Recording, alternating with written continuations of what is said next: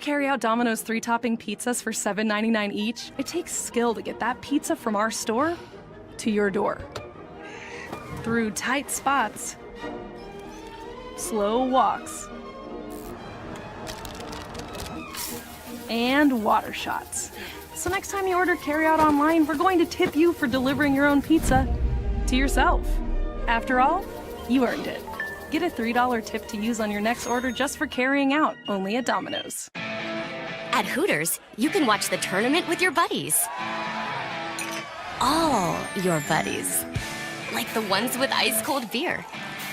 And one-of-a-kind wings that are nothing but net. You know, buddies you won't have to fight for the remote. Buddies who know a thing or two about basketball. And the fans who live for it. Where else are you gonna get all this? Hooters, your official hangout for game day. The sub above difference is giant. Giant hearts, giant differences, and giant wins. On Jersey Mike's annual day of giving, 100% of sales go to a great cause in your community. Jersey Mike's. Be a sub above.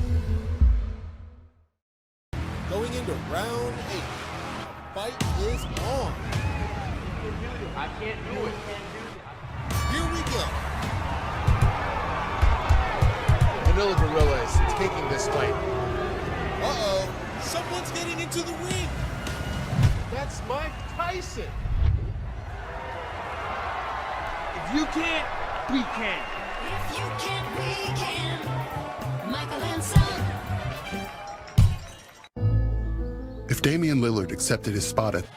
There's still plenty of MMA action when it comes back to CageZilla, live from the Salisbury Center in Manassas, Virginia. All right, welcome back, ladies and gentlemen, to CageZilla 71, live from the Salisbury Center here in Manassas, Virginia. Bout number 3 on the way, so let's throw it down to Chris Fuller. Chris, take it away. Salisbury Center, we are ready for our next fight. Making his way to the cage and fighting out of the red corner, it's Bryan Heidler.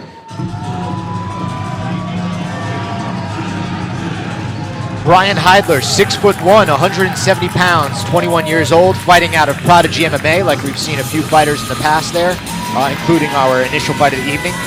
This is going to be his CageZilla and his MMA debut, and he is one of 3 fighters fighting out of that Prodigy MMA gym that we were just talking about. Yeah, Prodigy MMA, one of those gyms that we don't see a whole lot of, but breaking their way in here. Bryan Heidler, 6'1", like you were talking about, 170, 21, fighting in the super welterweight. This is scheduled for 3 3-minute rounds as Bryan makes his way in here. Not afraid of a challenge here, Bryan is, and this is going to be a tough one for him. Yeah, this is a very tough challenge because Conor McFarland is not only a big, athletic fighter, he's got a very unique style for a fighter that size. I'll tell you, even when I'm commentating or watching it, there's a lot of challenges to his style that I see that I'm like, man, I don't know how necessarily to deal with this unless you can get him up against the clinch and slow him down. And a lot of the skills to deal with that are skills that take a while to learn. Yeah. It's tough to have those skills already in your debut. So it's going to be a tough challenge for Bryan, but we don't know what his background is, and maybe he's a little more prepared than we would otherwise believe. But this is another guy who's lost a lot of weight. Normally, like you said earlier in the pre-fight show, you know, walks around at 180, but or 185 and came down below 175 for this fight. Yeah, he's in great shape. He did a proper full cut down to 170, and I'm not sure if there was a miscommunication or he stayed in the sauna a few too long. But you know, he had room to spare there, so yeah. I bet in the future he'll stick around at 170. All right, let's throw it down to Chris Fuller. Get the second introduction, Chris. And his opponent, making his way to the cage and fighting out of the blue corner, it's Conor McFarland. With a record of 2-0, Connor McFarland makes his way in at 6'1", 176, 22 years of age, out of Mount Kim Martial Arts in Culpeper, Virginia. Really, his hometown is Marshall. Beautiful land out there, beautiful country, something that you said you liked. I'm shocked. I did. He's ranked number 6 here in the Commonwealth of Virginia for super welterweights. Yeah, you know, for a northern New Jersey Italian, there is something charming about that. Western Virginia, Not Brick City. Not Brick something City. I like about it. You know, I love living in the city. I live in Arlington. It's great, but there's something to be said about that. When you get out there, you can definitely smell a lot. Yeah.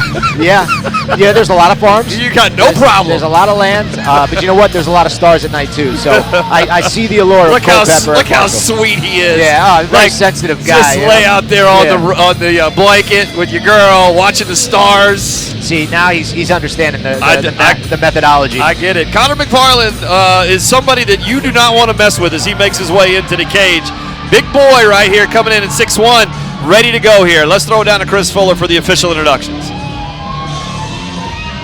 Salisbury Center, this bout is scheduled for 3 3-minute rounds in the CageZilla Super Welterweight division. It is brought to you by our good friends at Sand Screen Printing, turning ink into art.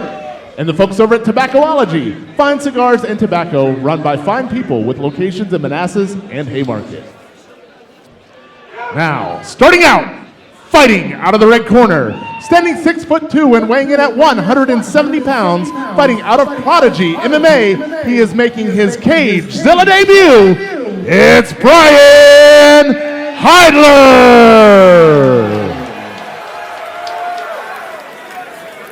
And his opponent, fighting out of the blue corner, standing 6'2" and weighing in at 176 pounds, fighting out of Mount Kim Martial Arts, he is the number 6 ranked super welterweight in the state of Virginia, and he brings a perfect 2-0 record to the cage. It's Connor McFarland!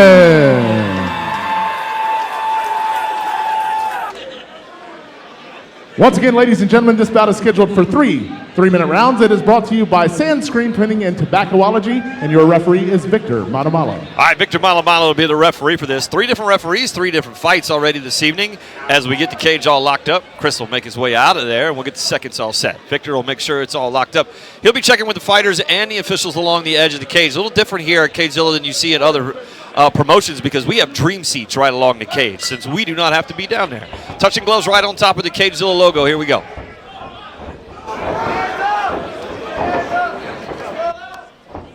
Connor just looks like a bigger guy in there, CD. He does. Now, he was liking those inside leg kicks just to set up. I was going to say, he beat me to it, that high head kick.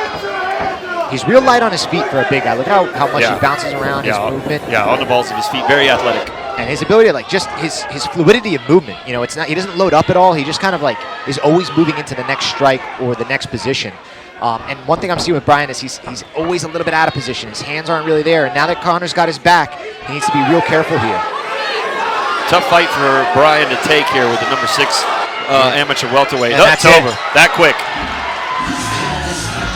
As soon as we got him in that rear naked choke and you saw him arch his back backwards, we just knew that it was over.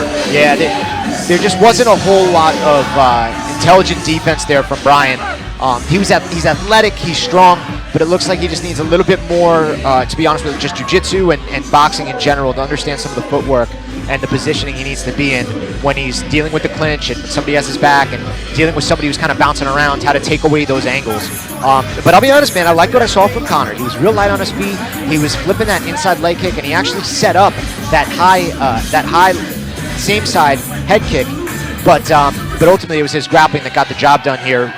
Just into the first minute. Watch him sink this rear naked choke in, and watch this as he wraps his legs around here and watch him arch his back backwards, and then it's over, right? You start to see Bryan get arched backwards, and then here comes the tap. It's super quick.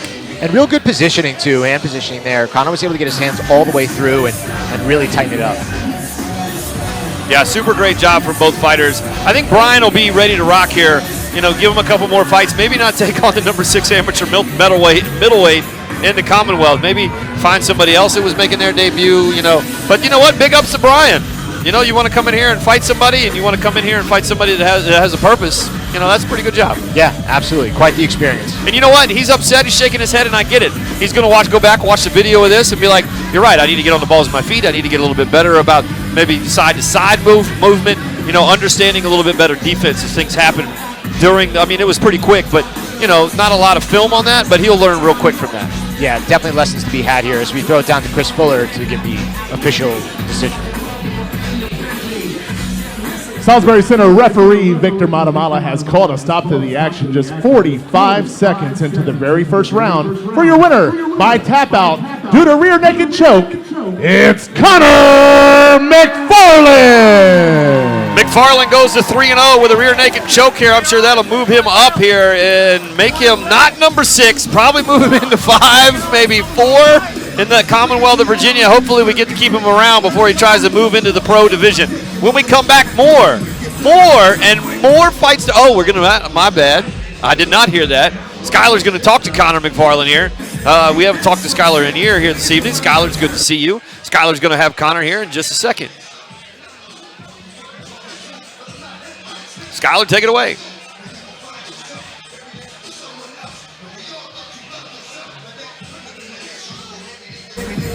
All right, I'm feeling Connor now. We are 3-0. You got it with a rear naked choke hold. How does that feel? It's amazing. I'm ready to get hold of Ryan. Where's my belt? I want that belt from him. He's going to make that first round. I need more blood. It's going to be enough. I'm doing right now. I'm doing it right now. All right, well, let me tell. Do you want to thank anybody before you head out? Hey, you my coaches have you in Dennis. They are the mix. Well, the best is going to be in your life. And I know we're close to where we do right now. If it wasn't done, God put them in my life, and I need it the rest of my life. Amen. All right. Well, congratulations again. Back to you guys. Thank you, Skylar. That's a great interview. He really wants that belt, CD, and hopefully we get a chance to see that at some point in time. Still more to come, like I said, from CageZilla 71. Bout number 4 on the way here from the Salisbury Center in Manassas, Virginia.